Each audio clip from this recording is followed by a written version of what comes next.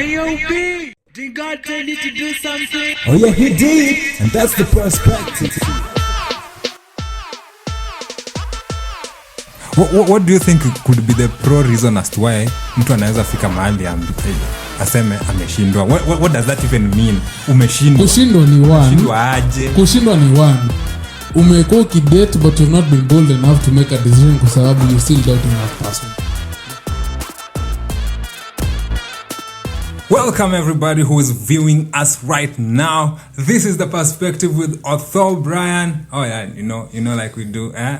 By the way, kama wewe ni mgeni, nafaa kuona subscribe hapo chini. This is not something that we should be repeating every other time. For sure. Like, sindio? For sure, yeah, for sure. Yeah. So guys, today we are here, chilling with Maangi, Mr. Maangi himself. For sure. Yeah, so this is something that we've been planning for the longest time possible. For the longest time. I'm actually proud of you this time when we pull it off. I'm actually proud of you. Procrastination ni nani? Procrastination is the G around Bana. You keep on pushing things forward, but at last we are here now. Yeah, I think it also comes at the right time because what happens is that the topic we are handling today was about pressure. We all have this pressure with marriage, nini, singlehood, utapata mtu lini, you know that question. Yeah, so we were supposed to discuss that. But then it's good, you've already crossed that bridge, so at least the perspective must be kind of... let me give the listener a context. Yeah. So we were supposed to do this episode before I got married. Yeah. And I got married around 3 months ago. Yeah. So if you do the math and considering the last 2 months to my wedding were like out of bounds because I was just preparing. True. So it's been close to half a year or close to an year we have not recorded this. Some procrastination. Ni normal. Procrastination is the mother of all failures. Say it again. I hear. Say it again. Procrastination. That's a procrastination is the mother of all failures. There's a reason it's called pro. Because it's a pro. Uh-huh. I hear. I see you. Anyway, guys. So, for those of you who know this man, my name is Mr Maangi. Yeah, and me, of course, sasa ni Brian Otho. Man, karibu sana kwa hii show yetu ya Perspective. Nashukuru man. Miaka ni mingi lakini ndio hii sasa. It's happening. The most important thing ni kuanza. So now that tumeanza, let's do this. Yeah. So guys, we're talking about pressure. Miss G, wewe una handling aje pressure, but anytime I think about concepts like this, I always attach images to ideas. For example, if it's marriage and pressure, the first thing that I think about is pressure lamp na pressure cooker. So imagine unajua venye pressure lamp watu walikuwa na una pressure ndio inawaka vizuri. And then pressure cooker, if you kama nyinyi ni 90s kids, of course you know what a pressure cooker is. Kama ukutumia pole kama kutumia ni babi sasa. Ni babi yenyewe. For real, I mean how. Lakini kuna watu wengine najua wataandika kwa comment section kwamba wao walitumia kuni hata wajui pressure cooker ni nini. Fine, cool. Perspective. Still perspective. Yeah. So me, that is what comes to my mind. And when I imagine how beans cooks inside the pressure cooker, hiyo heat ni mingi, maji inachemuka, like ini pressure imejaa. Kumechemka sahi. So guys out here, I just want you to get married. People just want you to get into a relationship. What does pressure mean to you when it comes to these kinds of things? I mean, from the onset, pressure is not good. Pressure is not good. Wow. And I want to introduce another language, okay. Rather another terminology. There's pressure and there's encouragement or incentive. Okay? So when you say pressure, primarily pressure is nzuri. Okay. Ni pressure ya gari. Yes, that's when pressure for the tires. Yeah, that's when pressure is required. But pressure for marriage, that's not good, that's not healthy, and that means umefika place yenye words of encouragement does not work, and prayer requests doesn't seem to get to Jesus, so people feel they need to pressure you, but it's not a good idea. Okay, do you think probably it's coming from a good place? Because I mean, if you take the analogy of beans and your pressure lamp, at the end of the day, pressure lamp it work and it give light. So when you say pressure is not good, how do you go through that? Because for some people, here pressure ndio ikafanya they got married, and it turned out to be good. I mean, that's not for the general public. Yeah. The statistics on angalianga the large number. Yeah. So that's not a large number per se, the reality for many, but it's still a reality as well. Yeah. So, my thinking is this: it might work to some people, not to every people, not to everyone. But again, if you look at it, by the time unafika tunaita pressure, ulikuwa unafanya nini? So here's the reasoning. Okay. Before we actually say it's all bad, because we're not talking about pressure for marriage. Before we say it's all bad, let's look at the background. Like, let's look at the motive. Does this person want you to get married for negative motives towards you? Like, anakutaka tu mabaya tu na the wish is of course, like that's of all the bad things. All the bad things this person is wishing you. Why?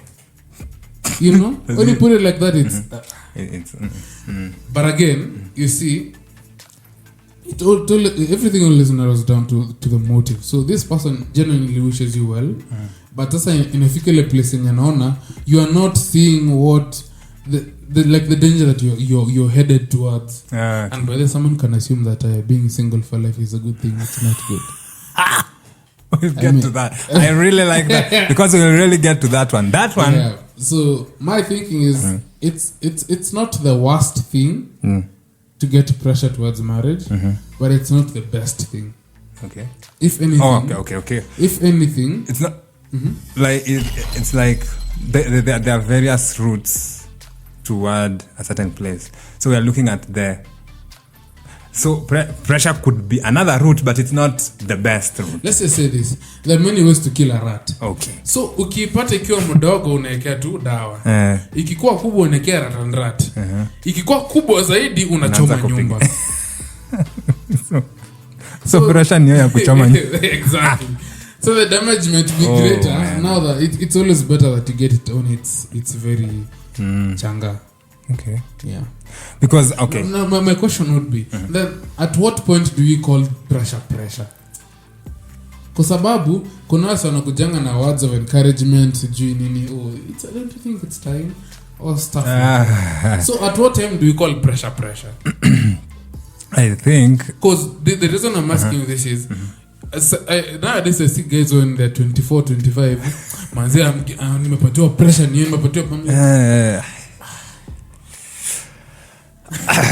I think pressure becomes pressure when you are the one who has pressure yourself. Because I think this is what I've developed over time is that there's this statement that we keep saying and people always encourage people out there, especially these podcasts zenye ziko online za wazungu nini they say work on yourself. now but what is that? Work on yourself. That's another episode. What is work on yourself? Work on yourself. So for me, I don't know how many people take it out there. Sijui mimi naichukulia like having self peace within you first. You know, like knowing how to handle things that come from outside. Because me, I always look at somebody coming to tell me, hey, by the way, hey, so uone upate mtu. Me, I always take it from face value, from that statement. Like, okay, mtu anaona nipate mtu. All right, how do I feel about that? Do I feel like I want to get somebody right now? Okay, no, I don't feel it. Okay, probably I've not just met somebody. Okay, so this person, whatever he's saying, whether it's coming from a good place or not, that I have nothing to do with that because you're ni mind yake. Siwezi anza kucontrol mtu venye anafikiria. So I manage that incoming, right? So technically, so to answer that, just your question, pressure is where me mwenyewe I feel I don't have the muscle to sustain that incoming. So I'm also feeling like I am back. late or something. So when anything comes in, I take it in like a reality that I need to be acting upon. Well, I'm glad that you've actually said it like that, because what people say is what people say. But how you respond to it, it's what now causes it. What makes it be pressure. For example, although, man, you should be short. Now you start the way you respond to it, that's what makes it pressure. Yeah. But what people say is what people say. Well, and they will keep saying it. Hata ukishaoa tena there will be sasa tunapata mojoni alini. Yeah. I mean it never ends. Yeah, it never ends, that's for sure. And something else I'm happy that I've said it is as long as you don't have the bandwidth to manage what people are saying, then that automatically becomes pressure. But once you have learned to be able to, push back and take things lightly. But kuna wengine wanasema, okay, for me this is what I call pressure. Unaenda kuna unapata umeletea msichana. Mwenye ameambia unalala kwa ile room. That is pressure. That's one. Number 2, when all conversations in the house are not about any other thing but about you should get married. Getting married. And people questioning, are you not man enough? Or umeanza kubadilika, umeanza kutumia simu tu? Umeshindwa tukusaidie. When all these things come bombarded to your side, then that I can presume that as pressure. I think now I don't know if I'll be jumping in front of the gun, but my question would be, do you think arranged marriages work? Okay, now we're going off course, but but it's fine. It's fine because you hear people saying that the reason why wako na pressure sahi, hiyo pressure ni kama haikuwa hapo awali. It was not there because quote unquote the arranged marriages, you didn't have to really think about it so much because it was already arranged. It was already arranged. By the time you get some particular age, utaleta baby. So see issue. And like today, uko kwa hiyo soko wewe mwenyewe. You're looking for this particular person by yourself, and you're the one who's supposed to engage in a convincing communication with them. So it tends to have worked then as compared to now. But again, then there were so many other laws surrounding that kind of union engagement that kept it all together. Jaribu one. Imagine, I still believe arranged marriages work. And honestly, this is my thinking. Okay. This is my thinking. If I wouldn't be able to get a girl to marry, I wouldn't mind if I'm told, Sammy, there's option A, B, C. Pursue this and see how it goes. Imagine it works. Okay. So these people wameenda wakatafuta watu by themselves, like they did not even know So, what kind of person you would be interested in. Like, so here's the thing. With how I understand, okay, I'm looking at in today's context of arranged marriages. Okay. Of course, you'll be told, ndio huyu mchukue. Apana, you'll be told there's option A, B, C. Go see these 3 people, then make the decision. For me, I feel that works. Rather than uletewe a mule kwa nyumba haongei. Wewe uko hapo tu unapiga story unakaa ni kwamba tesa mtoto wenyewe. But even so, imagine back in the day it worked because these people didn't go with Isa and Sero to connect personality test. So all these shenanigans, they just brought you a woman according to your fitting. But who knew you are fitting? Walikuwa naulizana. Walikuwa nakuuliza unataka. Hapana, wameona vile umegrow. Wameona interactions zako zote. This person knows I love these arranged marriages are from your parents. Si eti kutoka nko fulani mwenye kujui. Okay. It's your parents. Well. So they know you. They know who you are. They know what will work for you. So they bring so if that was tried on you, you would have done it. Yeah. Okay. But again, this goes to ningeshindwa kupata mtu. Okay. I wouldn't mind. Me personally, I wouldn't. So hapo kwa kushindwa, do you think what do you think could be the pro reason as to why mtu anaweza fika mahali aseme ameshindwa? What does that even mean? Umeshindwa. Kushindwa ni one. Kushindwa aje? Kushindwa ni one. umekuwa ukidate but you've not been bold enough to make a decision kwa sababu you're still doubting that person. That's number 1. Number 2, so hiyo ni kushindwa kupata mtu.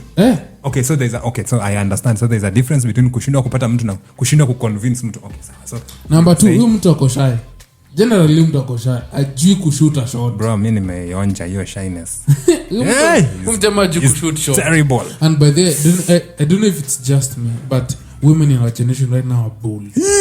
Bold. So when you go there with your focusiness, excuse me, I do. There's this question that all ladies ask: do you know what you want? So putting that in mind, man, and looking at the current factors, sometimes when there are people who are genuinely busy, who don't have the time to interact. They don't have time for social pleasantries. The only social pleasant is going to church. And time you're gonna dating hana mtu ako busy. And by the how busy is this person? But I've honestly been struggling to understand how busy one can be. But I've actually interacted with people who are genuinely busy. So you let it busy majitafutia. Only dema machali. Both. Wow. Busy. Si watu wapatane tu basi. No, those are the worst. That's a worst combination. It should. Because hakutakuwa na familia basi, itakuwa lodging.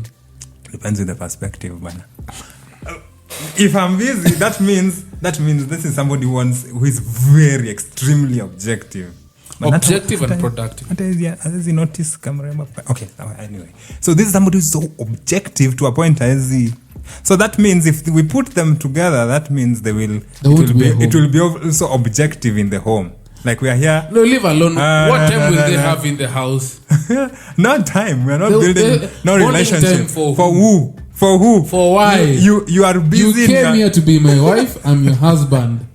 And that's where you'll get the clash of gender roles and stuff like that in the home. Then there's no companion in that house. That's why I believe arranged marriages still work. And that's the solution for the current dating situation we have. So unapata sio anapigana juu kijana. Sasa mimi niko bado sokoni nitafute arranger. Mtu ani arrange. No, tafuta tu watu wa kwenu kusaidia. Ikifika hapo bwana. Ati wajabu. Nimejileta kwenu. Nimeshindwa. Okay, anyway. There's no shame. There's no shame. Kweli because by the way watu ni tricky out here. People be tricky. Man, but mtu nashindwa. Okay. All right. Okay. Let me shoot you on the foot. Let me just shoot you on the foot. Mbona hujaoa basi? Hiyo ni pressure. Wow.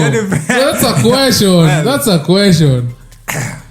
The reason why ni kwa sababu dear viewer, take this with a very small spoon. If you take with a big spoon, kitakuramba. Itakuramba vibaya. So take this as a small spoon. The reason why sijafanya nini? Hujao. The reason why sijaoa, kuoa siwezi oa peke yangu, so lazima nipate mtu mwenye ninaoa. So that's the reason why sijaoa. I think that's clear. Based on your question, that's clear. Yes. Hujapata mtu? For real hujapata mtu. Okay. Kama ningekuwa nimepata mtu, that means what is kupata mtu? You know, there is that question as well. Mm-hmm. You know, for many is nimepata mtu, nimenotice mtu. Mm-hmm. Others kupata mtu ni we are dating with someone. Mm-hmm. Others nimepata mtu because tumeenda kwa wazazi, tumeconfirm from each other's side that this is the route we are taking. I think that's more serious than hizi zingine for me. Because kupata mtu watu wengi wamepata watu. Mm-hmm. 1 week down the line, 1 month down the line, 2 months down the line, huyo mtu hayuko. So that's why me kupata mtu, I look at it from the perspective of tumeenda kwetu. Mm-hmm. I've introduced you to my friends, your friends also know me, like things like that. We are already in a one way to marriage. We are clear about our intentions, kila kitu iko clear. I think that is kupata mtu. Then I think the question should be, what do you tell your lady the first time you meet them? Kasababu, if your objective is marriage, then I think that person who's getting into that relationship at least knows the end is already defined.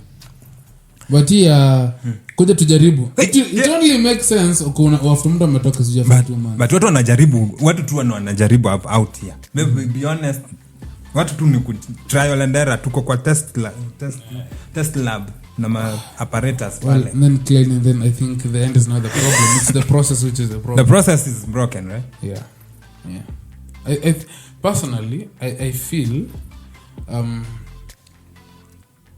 kwa sababu you'll never really know someone. Number one. You'll never really know someone. Chameleon lifestyle. Like at home date for 2 years, you'll never know them enough to say I am safe.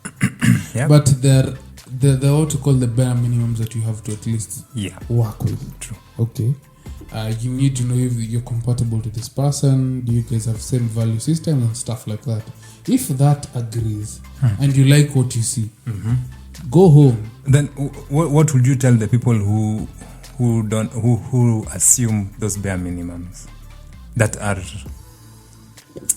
like they are major but they treat them as minor, as at a change, I think coming back to the topic of today, your pressure leads to some people acting that way. That's so you see all these bendera nyekundu, red flags, basically red flags nizo hizo vitu tunasema they are bare minimums and you assume and then zinakulamba hapo mbele. You've asked me what can I tell them? What will you tell them? Me, I cannot tell them anything because they won't even regard my message. They'll be like, "Bra, wewe unajua bado uko."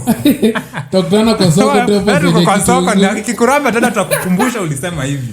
Well, my take would be avoid those red flags at your own peril. Okay. Period. We avoid ukijua kitakula. Your choice. Back to the discussion on pressure. Pressure. That's a detour that tells you this is what we call perspective. We get perspective on all angles from a particular discussion. Single, married. He was single before he got married. Trango. At least akona experience. Hex. Yako ni hex ama ni X? Hex. Focus. Pressure. Like you see in you is calling. Oh, Sammy. Okay, so I was just thinking to myself, why are some people rushing into marriage?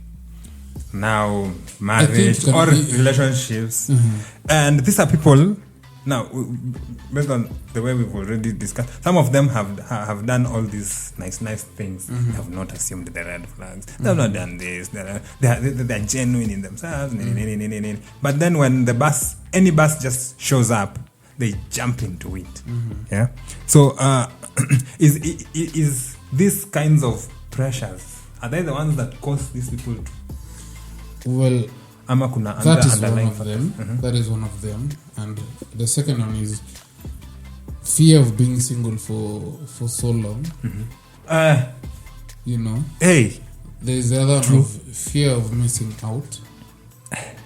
Kwanza vile sasa ni couple challenges, couple goals. Couple goals. YouTube channel, guys, subscribe to my YouTube channel. Mnaona anafanyana hivi hapo huko tu hapo peke yake. Yeah, there's that fear of missing out. You can also talk about fear or being tired of being the talk of the town. That's also on the Kosoko forever. So acha tuninge kwa relationship. Whatever comes. So you don't really get there with like your priorities right and stuff like that. And the other reason I think people rush to relationships is because umepata ule dem moja ama ule chali moja mwenye wana imagining this is what I want to marry, not who I want not to marry. Not who I want. Yes. This is what I. So this is what I want to marry, not who. Then they come to realize the person is just a sexist, misogynist, whatever that is. So there are very many reasons why people rush to relationships and even marriage. And for marriage is even interesting. Some people rush to marriage so that they get certificate for sex. Oh. Yeah. So ameenda huko kwa sababu anajua akiwa single, alafu akisha serve na ana realize yani ni sex pekee tu. Realize there's more to this thing than just sex. So how can we handle some of these things? Because I think most of us are having that challenge in the silence of our bedrooms and our houses. Because me, right now, I'm looking at that TV. Kuna hizi memes zenye unaona mjamaa anakimbia, watu wa 1993 wanakimbia. That iko nyumba. I'm coming for you. Well, I believe every human being, at least normal human being, nowadays we have exceptions. So every human being, normal. Did you just attack the queer community? Now, disclaimer, my people from the other side who are thinking differently, are imagining differently, I'm sorry, but for me, normal is straight. And people who need companions. That is the normal order of life. I mean, that's why they are female and male. Sawa? So, there is always that time when you feel like, damn, I just need, I need to have somebody to, to share your vulnerabilities, share your goals, life goals, and also share theirs with you. And that synchronize, I don't know how God did this, I'm yet to understand. But when you have that significant other person, there's a way they complement all that. It becomes juicy even to follow your dreams, right? Yeah, for sure. Yeah. Now, when you don't have this particular person and then you see other people, pale, having the reality of what you imagine or what you wish for your life. For some, it becomes depressing because you don't have that particular person. And there's also the whole aspect of age. So like, sasa mimi naona 30 kikuja. Kuna mtu, mimi nafikiria 30 is terrible. Kuna mtu ako 35. Kuna mtu ako 40. I have a friend who's 38. Hajaoa. A guy. I have a female friend who's 37, 34, 33. That's how do you handle all this, man? Because it's whether upende, whether wewe ndio the master of handling pressures from outside. Kuna tu venye tu kuna, there's a good bite that it has on you. Umeumwa na siafu. That one. How do you, I don't know if you've ever thought about it, but how can you handle that? Because sometimes it's a nuisance. It's terrible. My take is set your own personal goals. Because you can never really run away from this pressure of marriage and stuff like that. Okay, what do you mean? You can, but imagine people who always talk to you about something, then all of a sudden they have nothing else to talk to you about. You realize, so the objective was this. It was just this. They only have one thing in their mind. So my thinking is setting a personal objective is saying, I'm 25. People are already pressuring me. But I don't believe if you're 25, someone should pressure you, to say the least. But you're 25, and so you're already being told, hey, man, just settle down. Say, I want to settle down by the time I'm 30, 28. Like, have a roadmap for yourself. But I think it was a time back in the day you used to laugh at me when I'm saying have a roadmap that and I want to settle by this particular time. Yeah. Guess what? Well, who's living the life? And that helped me deal with pressure, if anything. If you're 30, say I want to settle down by 33 or 35, whatever period that you put to yourself. Once you have that like written down and you're committed to it, you won't feel the pressure because you are just in your timeline. So by the time you hit 35, nilikuwa nimepanga nipate mtu by 35. So by 32, by 33, 34, you should be like looking for someone. Okay. Who's in a margin.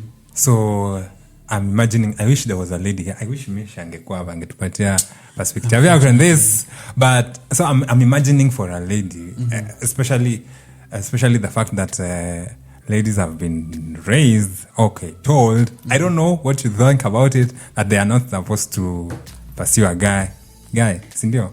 Then what do you believe ladies should or can pursue a guy? Tactively. It needs to be tactful. You don't go straight on, because that's totally weird. I actually, for me, takuogopa. Hey, bruh. Hey. It should be tactful. Okay. And then if the guy understands this, he needs to turn it around. Be now the one to do the chase. Take over the mantle, banner. You don't just stay there like a baboon. Okay. Anyway, so this is a lady. Goals so hizo umepanga 30, 31, 25. Okay, like for ladies, most of them 24, 25, 26, nini, prime time, hizo. What they've been told, I don't know. But now you want again. That is your plan. You need to be married by 25. Nini. So how do you maneuver through that? So I strongly believe that women can also set such goals and have a very tactful way. I like the way that you use the word tactfully. So look at it this way. A lady sets her goals that she needs to do her undergrad by 23-24. Okay. So let's say she goes into her internship or her attachment. Yeah. Or for the lawyers, get into a pupillage period, whatever it is. You do it for like a year. Get a job for like 2 years, Yeah.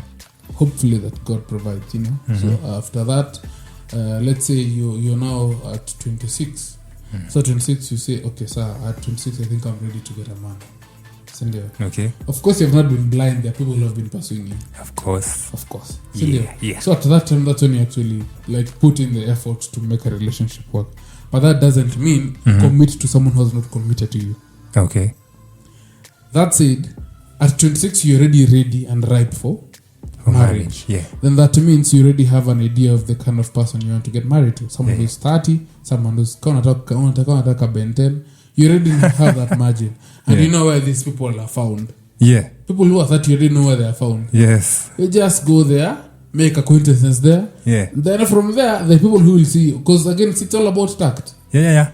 So you pretty much position yourself. It's the same way where you say you're looking for a job. You prepare yourself. If they're looking for an undergrad paper, go get the undergrad paper. Yeah. If they're looking for diploma paper, get that diploma paper. So if you're the kind of men you want to walk a golf course, go to the golf course. Go to the golf course. Usikae tu kwenye watu ambao hawana golf. Anyway, unataka the kind of person you want kwa golf course, kwa kwa unatafuta mtu. Character development tutakutuanga mpaka ufike 30. So you just position yourself. I think the challenge is that some people try they don't want to go to the golf course because that is also work. You'll have to relationship is work. It's work. now the tact that you're going to employ at the golf course has to be the golf course type. It makes sense. I'm just thinking. Of course. Now you see because that's kind of intense work. You'd rather you go to the choir, then get this or the choir of whichever, then get this one, then try to make them to go to the golf course. Well, I think you're cutting your own cloth the way you want it. But that's my thinking. Okay. Let me tell you, there's this lady who Halikoma Nibamba sometimes, but I think you know her, but I won't say her name for the interests of keeping identity. Nimorewo. Cool. So she knew I was a media personality at that time. Yeah. So and she wanted me. Whatever. She was interested or something. Yes, she was interested in me. Yeah. What did she do? She just made herself available in my area of visibility. And she presented herself in a way that I could easily notice her. Kill him to her. And Nilimnotice was like, God damn. I think I've seen someone. Yeah. Mikaela Kupasu, we know how that went. Okay. Yeah. So it's all about you know the kind of person unataka engineer. Toka kwa kibanda enda ukapa engineers wanakuanga. Na ukue sure pia I think expectations pia saa zingine zinaumanga nje because unataka engineer lakini unatoka a specific type akae type fulani. So at the end it's not really engineer mtu anataka kwa sababu utapata kuna engineers wengi wameapproach na wengine hata ni wazuri lakini mtu anakataa tu. So it comes down to that is a personal issue. That's a personal issue. That's a personal are you trying to say personal perspective issue? Yeah, we're talking about the perspective. So guys, yeah. So cause unajua nini perspective ni mimi nataka civil engineer, siko nataka electronic engineer. Wow. So what so are you trying to say kuna watu wenye wanatafuta profession? They're not looking for individuals. That's unfortunately wako. Nasikia watu siku hizi wanaongelesha their future wives. My future wife, please. Please come because me I am like this. Okay, kuja unifuata tu kwa sababu anaona jamaa anapiga podcast. I love people who sasa tunapiga podcast kila siku. Kuna life. Yeah. So I think on that, let's take a short break. We'll be back. Yeah.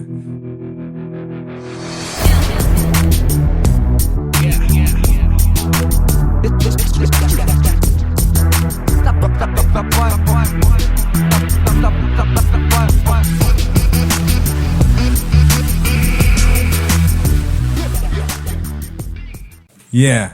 Welcome back, guys. Yeah, I hope you are enjoying our conversation today, and we hope that you're going to get some little biscuits hapa na pale uonjo ukienda along move through life so that you can, build your social skills. Now, guys, if you've come with us this far, sijui kwa nini bado hujafanya hiyo button. By the moment you subscribe. Why? Just what you waiting for? Just do it. What you waiting for, man? Nike, my guy. Nike wanasema just do it. Just do it. But you lose nothing by subscribing. I'm telling you. You lose nothing by subscribing. Yeah. And we also have this cool merchandise. Unaweza tumeadvertise hapo hivyo. Yeah, so Refocus Studios has the swag. Swag is a brand name is a cloth line. Yeah, you can check some of their merchandise pale hivyo IG at slcs.ke. Yeah, check out those t-shirts. Shika moja, support nayo hii maneno, hii ministry. Yeah, so that we can keep making and creating this content. Yeah, pressure, subscribe, pressure, man. Wewe, pressure. Na hiyo pressure imetuleta kwenye tuko na guests. Mwenyewe, Maangi the guy. This man, dangerous man. But they don't know how you got me to be the expert of relationship in this discussion. Expert mtu wangu acha but mtu akiwanga tu hivi. Manze, wait, in church that these youths wenye wanaoa like today they get married, next Sabbath or the next time they come to church and they have the opportunity to speak, their language changes to my fellow youths too. I always tell young people. Yani mtu ameoa tu 2 weeks. Sasa sisi wengine tumekuwa young people. Hey, well, ni kweli. Kwani iko inakupateka cheti ya uzee, yani ukioa tu ni mzee sasa. Nakwambia ni tangu vijana tunango. I think generally young guys always look for the opportunity to talk to other young people. So they feel with marriage they have some sort of authority to talk to other. But I feel that's lame, honestly. And if you've been watching this no feel that's how I'm talking, I'm sorry. But no, imagine that's lame. So because tunakwanga hivi like tulikuwa kwa gathering fulani and then mimi sikusikia akisema. Sasa mwenye tumeketi naye kwa sasa nasema nini bana? Sasa tulijuzi tu hapa tunaenda wedding yake ametwita young people. Nikamwambia amefanya nini? Kidogo anasema yeah, I always tell young people. I'm like bro, wewe acha bana. Wewe kama si harusi ingekuwa hapa bado. Ungekuwa na sisi hapa sasa tungekuwa tuna discuss mwenye kwa hapo mbele. What are you saying? But anyway, sawa. It is interesting by the funny enough. Hata yule sikutoa. He'll kind of find himself doing that. And by the way, I think as much as you're saying it's lame, let's also extend grace so that let's just not put off these guys because we're also excited about this new phase. Because I'm one of them. I'm the saint now. I'm also one of them. There's the excitement that I'd want my friends to have. So hapa ndio ile statement ya ipo siku. Correct. Ipo siku. Correct. Yeah. So guys, let's get to the church part. Do you think church is also playing a part? What role do you think the church is playing when it comes to this pressure thing? Because I think the church is also playing a huge role in all this. Well, I agree with you. Especially, I don't know, do we take church as church collective ama tuseme church members? Church members. Okay.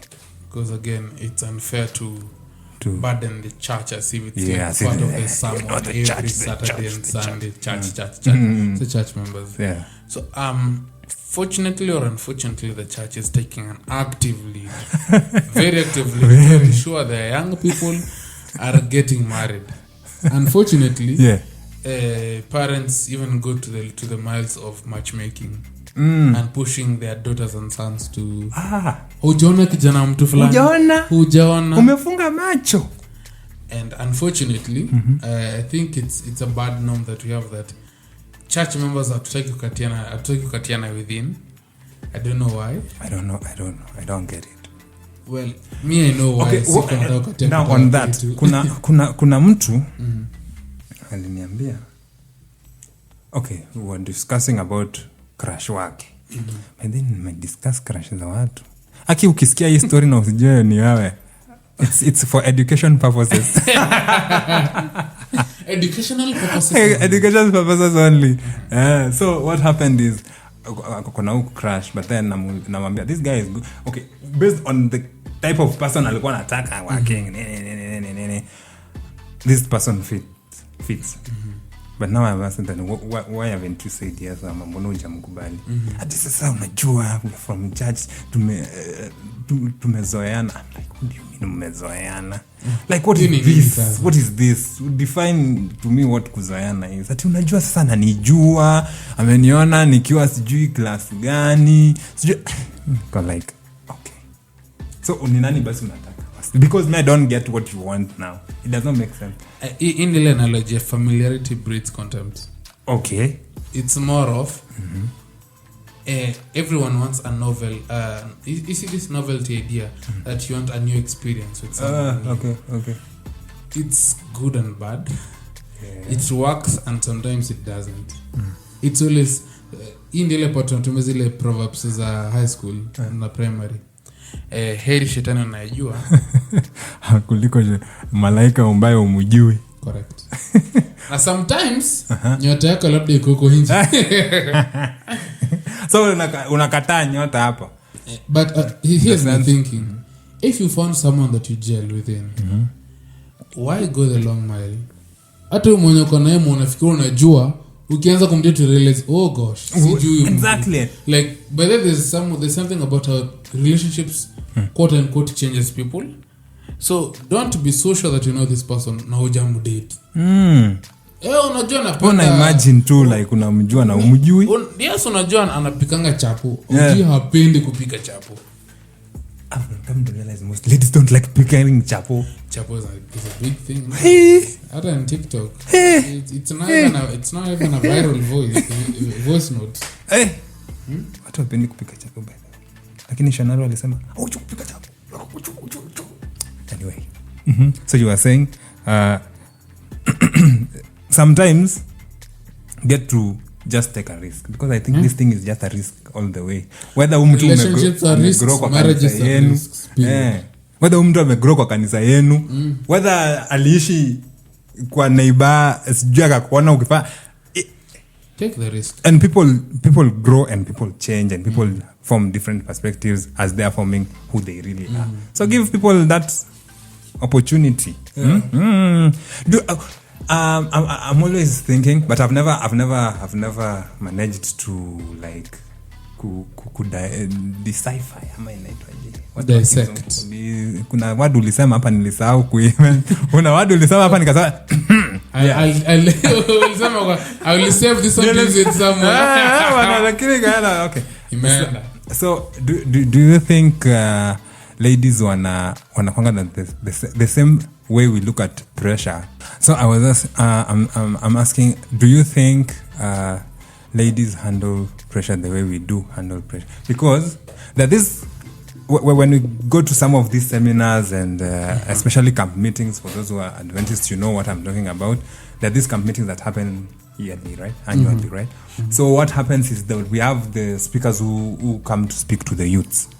And then the way I always feel like sometimes the way they handle the issue regarding relationship, they handle it as if we are we guys and ladies, men and gents and ladies, like they view these things the same way, or they experience these things the same way. For example, now we're talking about pressure. The way we view pressure, the way we handle, the way we react to it. Do you think it's the same way that ladies handle it? Totally different for this reason. Women understand things differently. Okay. You see, for them, pressure yao inakujanga as early as 24. Okay. Pressure macheli inakwanga 29 30. In fact, tukifika actually nzanga 27. Wanapepeta jiko wanapepeta kifika 28. 29. Boss unachelewa. 30. Buda 31. Cheki tunakuombea. 33 tuko tu. Wewe tunakuachia Yesu sasa. Nugget. Yeah. Na for madam your pressure inakuanga 24. Alafu unajua saa yao it comes with pressure kuoa, na kwa sababu kuna huanga there's always a perceived of in the peak ya madam. Okay. Actually your peak ni ya fertility. Okay. Sio peak ya kukua soko. Ya kwa mrembo stuff. People always mix those two things. And it happens every time. And it's always advised that the younger you get children, the better. I'm not saying younger so that watoto wako high school wanaenda kupata watoto, hapana. Disclaimer. Kama uko shule, please soma. Wewe. But it's always perceived that's the ripe age because of fertility. So that's so now you see they're running against kupata mdu na biological clock here. So yao pressure ni crazy, ni different. Alafu najua I always feel pity for women because they don't get the chance to shoot the shot and say nimekupata leo na goa kesho. Men have that ability to do that. But them they don't. So with the fact that it's not in their place to decide, it's even stressful for them. They're in a valley of indecision, not because of what they are not doing, but because of what we men are not doing. You know? So it's pressure to them. So it's double pressure. So women have it rough on their end, especially for the women who have a purpose for marriage, not the women who think independence is the way to go, and a career and stuff like that. I'm not saying that it's not important, but the priority is family to them. Yeah. So I feel women should have their own sessions where they just told, it's not you, it's me. Zile plugs za kupull wakati unataka ku break up in a so called peaceful way. And in the current day and age, you can still get a child when you're 40. Oh yeah, you can still get a child. So don't beat yourself because you've not gotten married at 23, 24. I learned that the other day. I was discussing some with my friends and they were telling me, I was telling them, kwani biological clock inakatikanga sangapi? And then they were like, people get children at 40. These were ladies who were telling me. I was like, okay. All right. Okay. Yeah, so don't beat yourself. Plus, God's timing is the best. Yeah. God's timing is the best. Time yake ikifika imefika. I feel also sometimes we have not been educated with it. We have not been equipped with the tools to handle these pressures. You get? Because, well, I can't blame our parents because this was a transition for them. They did the best with the modernization and all these things, tradition, because there was tradition on the other end, and now we're moving to the modernization, and there are all these things that they are trying to keep up with. So some of these things they didn't know how to handle, and we're the ones. I think millennials are the first people to experience some of these changes, and it's really taking a toll on them. Kwa sababu mtu mwenye hauko equipped to handle pressure. So you are out here. What do you mean equipped to handle pressure? Equipped to handle pressure in the sense that, for example, now there are people who are stressed. Are you saying pressure is a new idea in this generation? It's not an. In this generation, it's not new, but how to handle it, how to go through that, how to maneuver through that. Because, for example, now you've just said that that 25 is for fertility, peak of fertility, right? Not at the peak to get married or anything. Now, for most people, that's the narrative that they have, and they don't know how to go to deal with that. So, kama una tools za ku handle that, for example, how you should if somebody tells you this, how you should handle it, process that information. Watu wengi hatuna. That's true. Well, this is my thinking. Strong parents who are made up in hard times create easy life, where easy life breeds soft children. Soft children create hard times, and hard times brings on a get a cycle. It's a very unhealthy cycle, and I'd say it's very okay for a parent wanting to make a life ya mtoto wao mzuri, but to what cost? To what cost? So you're telling me that we're not equipped to handle pressure. It's because you're soft. Yeah, Pastor. Period. Pastor Mama said that thing, right? And we are a soft generation. No, soft generation. Soft life, soft everything. Yeah, hakuna titu, so now go do this apana. When they say grow a thick skin, what do you grow a thick skin? You don't even know in the house. Ama you have to go through mashida ngumu ndo go. Of course ni mashida ngumu. Exactly. Sasa watu wa kitambo bana, when it meant ku handle hizi vitu, ulikuwa unaambia vitu kama those statements used to work then. Today vitu kama wewe ni mwanaume unalia nini, you get those things used to work then, because I don't know sijui saa hii enda waambia mtu hivyo, saa hii mtaanza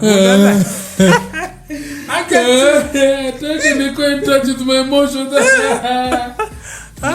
Hii kitu yenye watu wanaambiwa wanaume you need to be connected with your feminine side. Nonsense. You don't want to be connected with your feminine side. Feminine sangapi. Anyway. Sangapi. For me it's have an EQ and IQ that is balanced. Oh, okay. Emotional intelligence. Not feminine. Just what does that even mean? How can you be in touch with something that you don't know? Because to the ladies, femininity is something totally different from how else we view. Umejiuliza kwa nini most guys who subscribe to LGBT, yeah, who are there?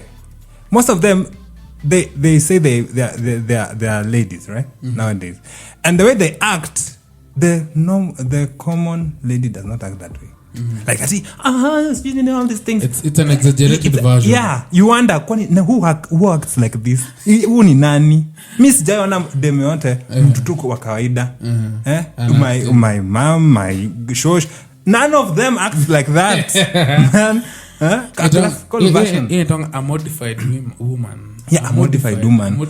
And this modified upgraded woman. Hata kwa jokes, hata kwa hizi stand-ups, when somebody is trying to mimic a lady, the way they mimic them is not the common. It's a modified, upgraded, exaggerated transgender woman. Exactly, and that's why that's why I'm saying with the way we view a femininity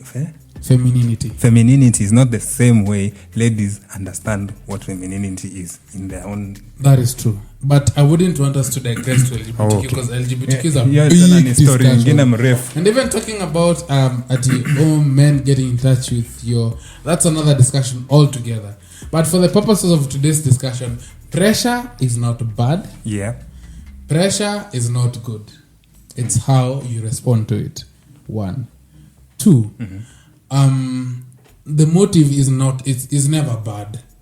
So before you start saying everyone is bad, just look at yourself and ask yourself, are you in your timeline? Yeah. In your timeline, you want to get married at 40. If you're 24, you want to get married at 40, then you're not doing anything to triple with someone's feelings and emotions. Uko timeline yako. Why natumbaka 40 utaoa tukiwa 40? That is okay. Hakuna msalaba utasulubishwa because hakuna mbinguni utakatazwa kuingia juu leo ukiwa 40. Yeah. Nobody is going to crucify you. Yeah. So coming back to church, what are some of the things that you've heard that people have told you, or you've heard that people are saying that the church is doing, or the members of the church, or some members of the church, whichever the route, are doing and are causing some of these pressures to be burdensome to people? to a point some people don't even come to church because someone said something, or a group of people said something to them that felt hurtful. So one of the things I've been aware of is matchmaking. Matchmaking happens a lot in church. A lot in church. The other thing I've heard is having committees speaking about you and your unmarried status. Hiyo kitu in a bow. Chama. In a bow. Alafu number 3 is people questioning your sexuality. Serious? Yeah. Just sasa ujawana ama ujawana, people now feel you. Anauliza ai bana Brayo uko 30 uko na do ni nini uko na gari uko na ni nini hauna ama umeanza kutumia simu tu. I think those 3 things are one of the things that I've heard happen sana kwa church, which is sad. Ama kuna nyingine yenye pasa anakuja na create someone anaenda kuongelesha wewe peke yako. Kwanza kama anajua story yako. Yeah. Those things really utafeel betrayed, especially it's betrayal actually. It's betrayal. How should we handle, because sasa tutasema tunaenda church, well watu wengine wamestop kwenda church because of some of these things. Nice idea. So ni vipi tunaweza handle some of these things? How should we process some of these things? You've gone to church, or you've gone to a social gathering, whichever the case, or wherever, and you are receiving all these pressures that are coming towards you. You didn't ask for them, but they are coming to you either way. What are some of the ideas that you have that some people can use when you come up? Well, you see, we already said this to Kianza show. How you respond to these things is what makes it pressure or laughter. Ukiona mtu anakuingilia sana na unacheka, hii kitu itapita tu hivyo. But ukiamua uchukulie kitu kwa roho, ikuume ikusumbue, hiyo ni pressure. So how you respond to this, you can never really stop someone from telling you stuff. Those are external influences. It's the same way you don't decide that today it's going to be sunny or rainy. You don't decide if today your makanga is going to be rude to you or kind to you. Ato smile aje. But how you respond to it pretty much defines who you are internally. So, and the best way to actually also let such things pass is working on your timeline. You know, only kitu nasema ti working on yourself. That phrase is okay, but how people have gone down to apply it and narrow it down, they mean make sense. But on this, I'll say, if you have your own timeline of how you'd like your life to roll out, just work with it and pray that God's will be shine on your path, so that it will bring to life those milestones that you want. And if God would wish marriage becomes a sooner priority to you, he will of course show you the signs to tell you, okay, Brian, so it's now time for in the next 3 months get someone and marry. If not, it will just be clear in your path. And there's something that I've come to accept, that if you're working towards something, the whole universe will align itself to enable you to acquire it. And there's the whole universe, and also there's the will of God. The will of God will also see you through towards fulfilling it.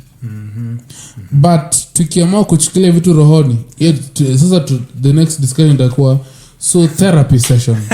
How should we talk na vitu kaizo? To add on what you said, I think that's a very important tool, because what is inside is more important than what is outside. What is outside. I think we have also, for example, if it's the church or a social gathering, you expect you have so much of high expectations regarding these people who are also humans like you, who are also going through stuff in their life, and who some of them even joined the church juicy too. Some of them were criminals out there. People are out even projecting their fears on you. Some of them wanasemanga kuna ile process ya growth. maybe in their growth kuna hii yenye bado imebaki na hiyo ndio una receive sahi. So instead of coming to church with this mindset of ati I'm going to church because these people are good, or ama you expect these people to be good, I think it's a very wrong approach, because then when something that is wrong happens to you and has been caused by someone in the church, then you start looking at the church as a bad place, or this social gathering, or your friends or whatever, as bad people. Instead, you should be like, this is how I approach church or people. I just be like, okay, these people are just like me. They can disappoint me. They can do something bad to me. So I allow that room. You create that space where inaweza enda left. Yeah. And then you will be at peace. So if in any case it comes left, you'll be like, imeniumiza. Yes, inaweza kuumiza, but then you will be like, okay, I wanna go through something. Probably they're just projecting whatever is inside. Yeah, and you will just move on. Utaona kama ni issue, and with more of that, and then you will find other people who think like you, and mtaimizana. I mean, that's the purpose of church anyway. Yeah. So as we come to close this session, kuna hii statement, single and satisfied. Do you think it's something? Ama sasa venye umeonja marriage imeku compromise. In next episode I have a lot of thoughts on that. I have a lot of okay. If you're not hakuna satisfied, kitu kama single and satisfied, bro. Kama uko satisfied, hakuna kitu kama single and satisfied. I think he has a reason as to why. Pengine kuna juice fulani. Sisi kama singles hatuna as to why. Hata tuachie hapo. All right. Okay. Sawa. Mimi nitashikilia hapo kama koti. Nishikilie kodi yangu, nishikilie tu hapo. Single. Yeah, those are some of the things that people come up with to convince themselves that they're okay.